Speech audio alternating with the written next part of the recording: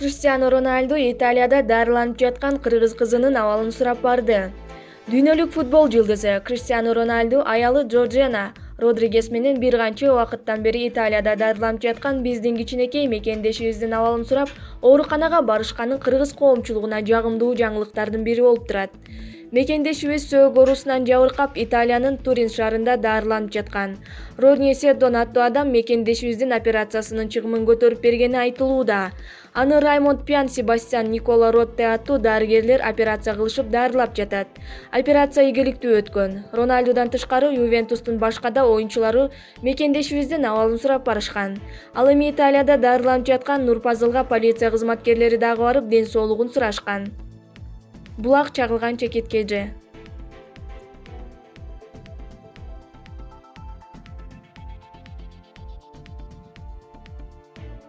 Передать Ильзату Ахметову.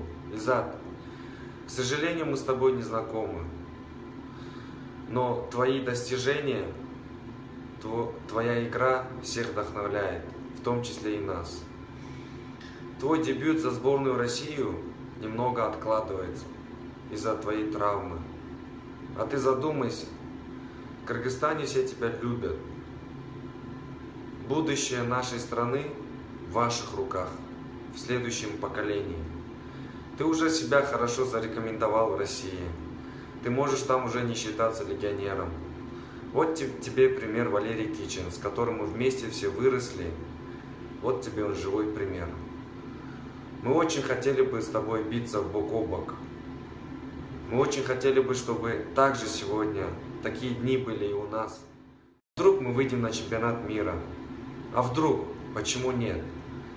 Ведь мы уже достойно играем и выигрываем грандов Азии. Поэтому я хочу тебе просто сказать, подумай, хорошо подумай, посоветуйся с родными, послушай свое сердце. Ведь у меня тоже была такая ситуация. Я мог принять гражданство и Латвии, и Казахстана, но я кыргыз.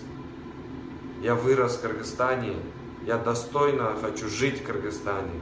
Я хочу достойно представлять свою страну на международной арене. Я ни капельку не жалею.